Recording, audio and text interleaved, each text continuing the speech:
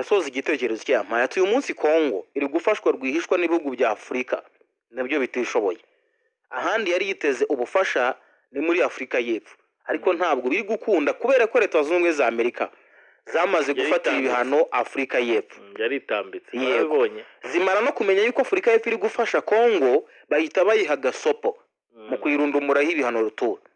Perezida w'iki gihugu bidateye kabiri ahita acisha make avuga ko ingabo z'iki gihugu zigomba gutaha.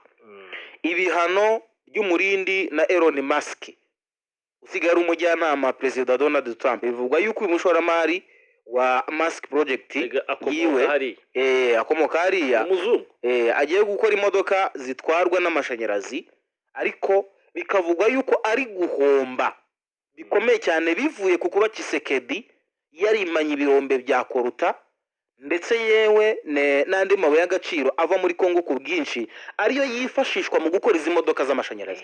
Ejo bundi twabigarutse ndimo mvuga yuko moteri z'izi modoka, bateri z'izi modoka zikorwa mu mabuye aturuka hariya. Ati se oni nayo ntishobora kuvuga nubwo hari ugukandagira amategeko yo kugaburamo ibihugu kabiri kuko ari Abanyamerika ntacyo babikoraho. Buriya ziriya batiri zikorwa muri koruta, zikorwa muri koruta. Wamaze kubona ko Elon Musk yasabiye ibihano Julius Barema utavuga rumwe n'ubutegetsi muri Afurika. Nkurira aho ngaho uvuga ngo rero usa ntabwo ibi bintu ntibinayireba ko wamaze kubi mu butunzi, ko wamaze kubi mu butunzi urashaka kubuhereza umusoviete, kandi n'ubundi kuva na kera ejo bundi twagarutse hano kuva ku bwa Patrice Lumumba kugera kuri Mobutu, usa yahoze ari igihugu gihanganye na Leta Zunze Ubumwe z'Abasoviete URSS. Intambara rero bya bindi icyo ni igitekerezo umuntu yamaca inbox mu cyo gitekerezo ndagisoma ndacyumvira kuko navuga ni ibi bintu niko bimeze. Ubusesenguzi buri sasa burasa naho imodoka z'amashanyarazi ubwo biri buze kuza kugenda gute?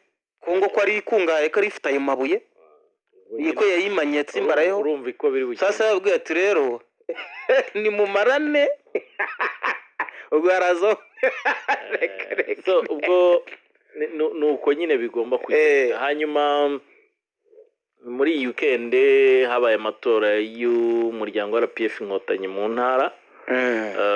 Buriya ishyaka riri ku butegetsi amatora yaryo bafite icyo avuze kuri politiki y'igihugu cyane rwose, bafite icyo avuze mu ntara y'Iburasirazuba.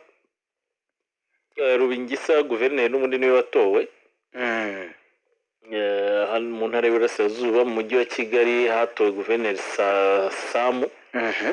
Bariya abantu benshi bavuga ngo ni umujyi wa Samu, kera bavuga ngo ni umujyi wa Rubingisa, uyu mujyi wa Samu.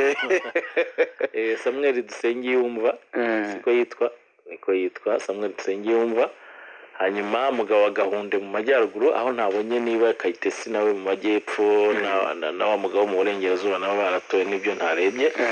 Ariko icyo nari ngarutseho gusa nuko amatora mu ishyaka riri ku butegetsi ni ikintu cyo gikomeye cyane.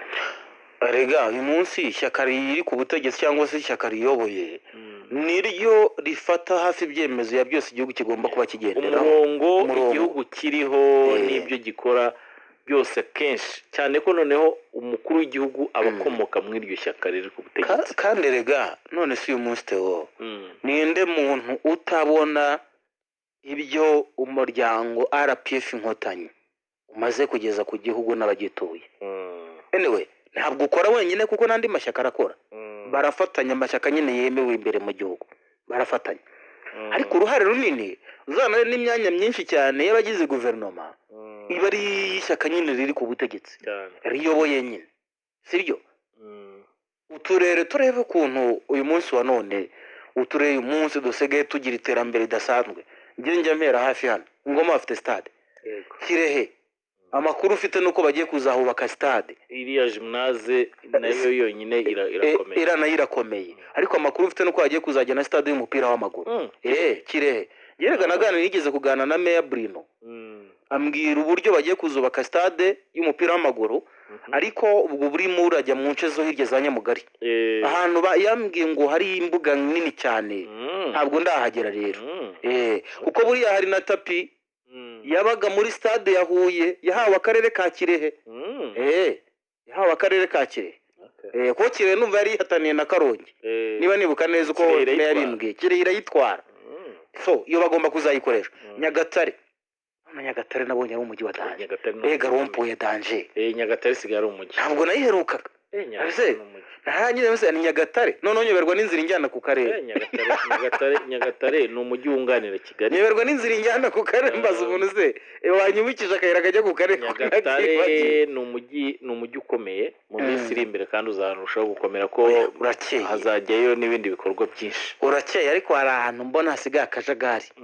Rwose hano muri izo nyubako za East Africa uruhande rwazo na gare hape kabisa ni icyaro pe hariya ariko naho nyine bazahavugurura akarere gakora ku mupaka hape kabisa hariya akarere kazakomera ako ni kamwe tuvuze. Kayonza bagiye kubaka isoko Kayonza yo igezweho. Kayonza burya ntuzayivuga iteye imbere cyane, uzahagere mu masaa 12 z'umugoroba muzamenya ko n'urujya n'uruza ibishyushye ahubwo ikibazo cyazigaye ahantu hamwe.